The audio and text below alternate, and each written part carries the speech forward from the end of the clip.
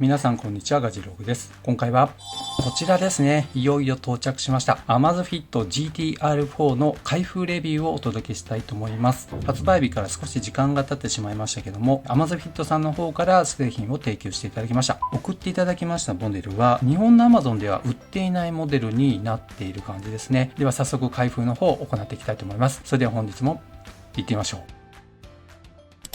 う。では早速開封の方を行っていきたいと思います。よいしょ。そしてパカンとおなじみのキャッチコピーがついています。すごいですね。見た目ほど重くないですね。そしてバンド自体がこういったスポーツバンドになっていて、ここがね抜けないようになってるんですね。まず出てきましたのが充電ケーブルになります。こういった形状の充電ケーブルが入ってきています。そして反対側は USB-A のタイプになっています。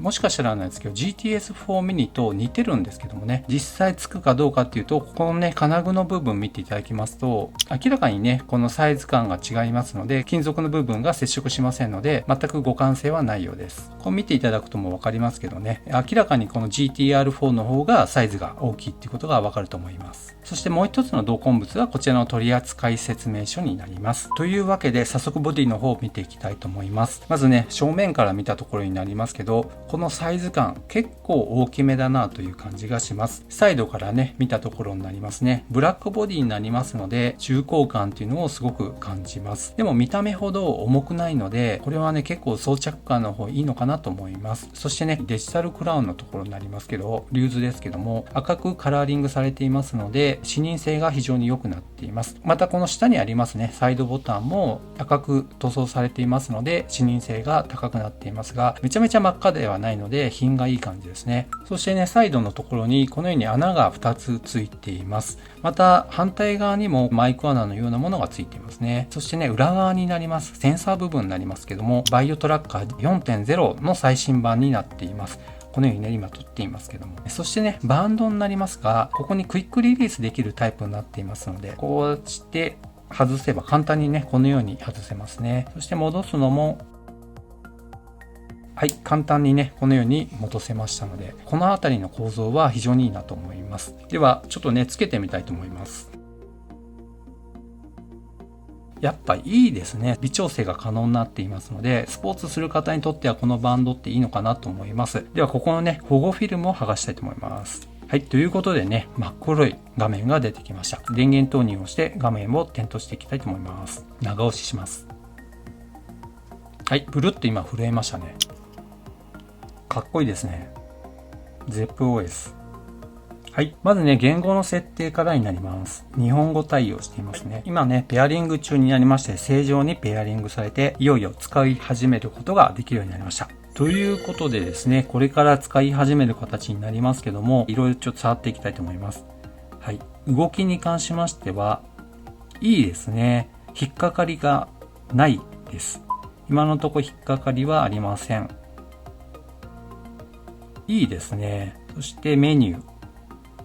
このリューズでもこのように回すことができるようになっています。回すたびにコツコツとね、フィードバックが返ってきます。そして気圧高度計も入ってるんですね。タップしてみたいと思いますが、今現在、これが正確かどうかはちょっとわかりませんけど、1017ヘクトパスカルと出ています。そして、嵐のアラートっていうのもあるんですね。ちょっとオンにしておきたいと思います。では、文字盤がね、どんな感じであるのかも見てみたいと思います。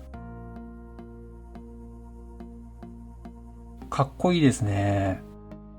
こういったものもあります。これね、お天気アイコンと、そして視認性の高いこの蛍光イエローによって、ライブカメラになっていますね。このように動いています。かっこいいですね。そしてシンプルなこういったものもあります。いいですね。文字盤かっこいいんですね。そして、このね、カロリーマークのコンプリケーションありますけど、タップしてみたいと思います。あ、飛びますね。これがついてるっていうのは非常に助かりますね。では他の文字盤でもどうか見てみたいと思います。ハートレートですね。心拍のところ飛べるでしょうか。飛べますね。使い勝手は本当に飛躍的にアップすると思います。そして心拍数今測ってくれていますけども、85bpm と出ています。はい。そしてこういった文字盤もあります。もうデフォルトでこんなに入ってるんですね。すごいな。そして機能のところをちょっと見てみたいと思いますが、上から下にスワイプしますと、コントロールパネルが出てきまして、この A のとこですね、太陽マークの A みたいなとこありますけど、これを押しますと、自動調光機能が今オートになっていますね。これを解除すると手動で変化させることもできますが、基本的には自動調光でいいかなと思います。左下のこの部分ですね、ハテナマークみたいになりますけどね。これはですね、画面をずっと点灯しっぱなしモードですね。こういったね、動画を撮影するときには20分という風にしておくと、ずっと画面つけておいてくれるので、レビューの方はしやすくなります。常時点灯モードですね。表示を常にオンとありますけども、これをオンにしてみたいと思います。自動的にオンにするとかね、終日とか時間設定もありますね。時刻形式も12時間表示か24時間表示か選べるようですね。で、日付の形式もこのように選ぶことができます。そして画面のね、表示領域も見てみたいと思います。はい。これがですね、懐中電灯でこのようにやってみますと、画面が、アマレットディスプレイがどこまで広がってるかわかりますけど、結構広いですよね。ちなみにですけどね、Amazfit GTS4 mini の画面領域と比べてみたいと思います。こちらはスクエア型になりますので、一概に比較はできませんけども、GTR4 っていうのは大きいなということがわかります。下から見たところですね。上から見たところ、またサイドからね、見たところになりますけど、基本的には一緒ですね。自動調光機能が両方ついているんですけども、どちらも同じような明るさに今調整されていることがわかります。そしてですね、このデジタルクラウンの下にもう一個ね、このサイドボタンがあるわけですけども、一回押してみたいと思います。はい。標準の状態では運動を選択ということでワークアウトのモードになっていました。これもね、やっぱ使い勝手いいんじゃないかなと思います。標準でこんな感じでたくさん入っていますね。編集って今出てきましたけど、こういった感じで使うものと使わないものを変更することができるようになっています。というわけでざっとね、今ちょっとファーストインプレッションになりますけど、動きは非常にいいですね。サクサクと、そしてヌルヌルと、そしてクイックにね、動いてくれています。ではこれからね、少し使った上で、ファーストインプレッションの方をお届けしたいと思います。はい。あれからですね、1週間ほど使ってみました。かなり高機能の一言です。では、まだお伝えしていなかった点についてご紹介したいと思います。まず最初にアラーム音がどんな感じでアラートしてくれるのかご紹介したいと思います。4時16分にセットしてありますので、もうしばらくするとなります。バイブとともにデフォルトのサウンドでアラーム音として教えてくれています。そしてですね、タイマー音はどんな感じなのかもご紹介したいと思います。はい。ということで全く同じ形で教えてくれます。バイブとともにこの音ですね、デフォルトの音で変更することは残念ながらできませんでした。次に GPS の精度がどんな感じなのか画像でね、ご紹介したいと思います。今こちらに出ていますけども、同じコースを Amazfit GTS4 mini とこの GTR4 と比較している画像になっています。全く同じコースになりますけど、トレースしている感じがほぼ同じになってますね。というのもですね、見通しのいい環境下でウォーキングをしていますので、高い建物が周りにありませんし、GPS の受信感度っていうのも良かったのかなと思います。ただですね、使う場所によってはだいぶ違いが出るのかなと思います。こちらの GTR4 に関しましては、遠変波ですね、受信することが可能になっていますので、都市部のね、ビルとか多い GPS の受信がなかなか難しい環境下では、こちらの GTR4 の高精度さっていうのが発揮されるんじゃないかなと思われます。ですので、私の環境下ではあまり差がなかったっていうのは、一つ使う環境下によるということになると思います。続いてご紹介しますのは、アディタスランニングというアプリになりますけども、ワークアウトで得られたデータを実はアディタスランニングにデータを飛ばすことができます。ここの計測履歴っていうところを見ていただきますと、例えばこの昨日って書いてありますけど、4.38 キロ54分29秒と出ています。ウォーキングした場所が GPS の軌跡がね、お見せすることはできないんですけども、この下の部分見ていただきますと、平均ペースや平均速度、最大速度、高度上昇ですね、また高度下降って書いてありますけど、GTR4 から飛んできたデータをこちらの方に飛ばすことができています。このようなグラフでも表示されています。最初の1キロのペースは1キロあたり11分56秒。結構早いですよと出ていますね。そして最後3キロから4キロのところは13分10秒ということで、亀さんマークが表示されてしまっていますけども、ここはね、疲れてきてゆっくり歩いているなっていうのがよくわかります。ぜひね、ウォーキングされている方やランナーの方、アディタスランニングとこちらの Amazfit を連携させてみていただければと思います。次にご紹介しますのは会員カードになります。これ地味にね、皆さん気になってるんじゃないかなと思うんですけども、こちらになりますね。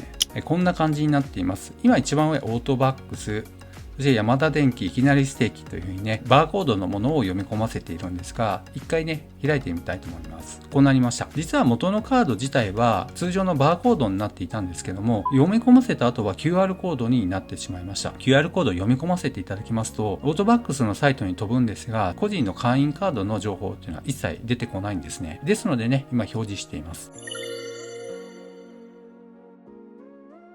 ではこの1週間使ってみて良かったなという点についてご紹介したいと思います。それはまずですね、実は非常に軽いです。本体とバンド込みで 44.3g になっています。それゆえめちゃめちゃ装着感が軽いという感じになります。でもっとね、ずっしりがいいよっていう方もいらっしゃるかもしれませんが、個人的にはこの快適性、軽さっていうのはやっぱりウォーキングするときに手を振りますので、その時にね、重いと結構振り子のように長く運動すればするほどその差っていうのが大きく感じられますので、軽量に越したことはないなと思っています。ただファッション性として使いたい方にとっては軽いっていうのは物足りないのかなっていう気もしますね。そのあたりはですね、あくまでも先ほどの重さ 44g ぐらいっていうのはこのサイズ感にしては軽い方になりますので、そこは少しね踏まえておいた方がいいのかなと思います。そしてこのままご紹介したい点は、やっぱりね1週間使っても動作に関しましては非常にサクサクだったなという点です。ちょっとねやってみたいと思います。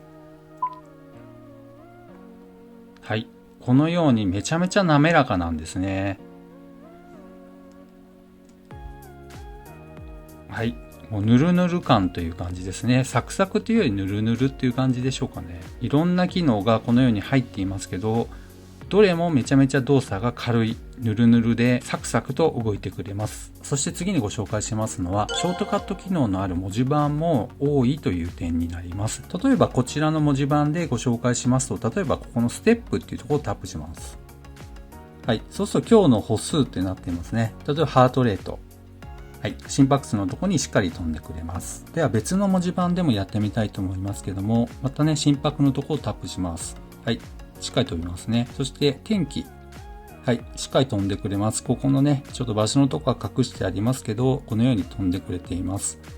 はい。というわけで、すべてのコンプリケーションでその機能が働くわけではありませんけど、大方このコンプリケーションの機能に飛んでくれるっていうのが良かったなと思います。次にね、使っていて良かったなっていう点は、バッテリーの持ちになります。バッテリー持ちに関する表を出しています。まず最初にお見せしますのは、こちらは常時点灯モード。いわゆる AOD をオンにした状態で 100% から 50% まで減った時の推移になっています。まず最初にですね、11月22日の火曜日、夕方の6時に計測を開始しています。24時間経った次の日ですね、87%、前日差で 13% 減っていることがわかります。そして最後に11月26日の土曜日の18時ですね、この時点でちょうど残量が 50% になったので計測を終了しました。次の段落を見ると、屋外ウォーキングを毎日1時間使っているんですけども、そうしますと1日あたりだいたい 13% 平均で減っていくということになりました。これを 100% で割ってみますと、だいたい8日間バッテリー持つかなという感じになっています。ですので、常時点灯モードを使っているのにもかかわらず、1週間今日持つっていうのはすごいですね。これほどね、バッテリー持つんであれば、本当に AOD をね、ガンガン使っていただいていいのかなと思います。続いてご紹介しますのは、同じ条件で AOD をオフにした状態になっています。先ほどもそうなんですが、ヘルスケア系は睡眠時の呼吸の質に関しましてはオフになっていますけれども、それ以外はほとんどオンになっている状態になります。で、同じ条件でやっぱり見てみますと、11月26日の土曜日の夕方の6時ですね、残り 50% からスタートしていまして、次の日に 42%、前日差では 8%、そして28日月曜日でも24時間後 34% になって、前日差でもやはり 8% 減ということになりました。このペースでいきますとね、結果としては12日から13日のバッテリー持ちっていうことがわかります。ですので、交渉値としては最大14日間と言っていますので、それに限りなく近いなという結果になっていますので、使い勝手がいいなと思いますし、バッテリー充電に煩わされることはありませんので、他のスマートウォッチ使っていて結構早く切れてしまうよってことであればね、こちらの Amazfit GT-R4 はめちゃめちゃおすすめだと言えます。ではね、ちょっとね気になったなっていう点もありましたのでお伝えしたいと思います。それはこのサイズ感になりますけども、サイズが縦横ね 46mm になっているんですけど、私の腕が細いっていった点もあるんですけど、これを装着していますと、さっきもねつけた時にお分かりかもしれませんが、こんな感じになるわけですね。どうなんでしょうかね。個人的にはちょっと大きいかなという感じはします。46mm になりますと、やっぱりこう腕のね幅いっぱいいっぱいまで広がってしまいますので、結構ね大きめだなという感じはします。横から見てみますとこんな感じになっています。そして裏側ですね、こういった感じで装着することができます。ただ残念ながらこのモデルは日本では未発売ということで購入することができません。はい。というわけで、1週間使った上でのファーストインプレッションになりますけども、一言で言うと、まず、高機能だっていうことになりますね。それは、当然分かっているんですけども、高機能すぎて使い切ることができないぐらいになっています。こうして見るだけでも、すごいんですよね。項目がたくさんありまして、使い切ることができていません。そしてね、他に良かった点もたくさんありまして、例えば音楽保存ができますので、スマホ上にあります MP3 データを GTR4 の中に転送することもできます。またね、Amazon のあれもしっかり入っていますので、ご自宅のスマートデバイスをコントロールすることも可能になっています。そして通知に関しましてもね、受信は可能になっています。例えば LINE に関しましてもいいですし、例えば Gmail の通知とか、アプリからの通知に関しましてもしっかり飛んできますので、そのあたりも良かったなと思います。そしてね、ご存知だと思いますが、決済機能ですね、Suica とかそういった機能は対応していませんので、そこまで入れてしまうとね、もう少しやっぱりお値段 39,800 円とかね、高くなってしまうんじゃないかなという気がします。ですので、決済機能以外はほぼ全部入りという感じになっていますので、そのあたりね、高機能モデルを求める方にとっては Amazfit GTR4 はかなりおすすめじゃないかなと思います。というわけで本日は以上となります。この動画が良かったよという方は高評価、そしてまだの方はぜひこの機会にチャンネル登録をお願いいたします。ではまた次の動画でお会いしましょう。さよなら。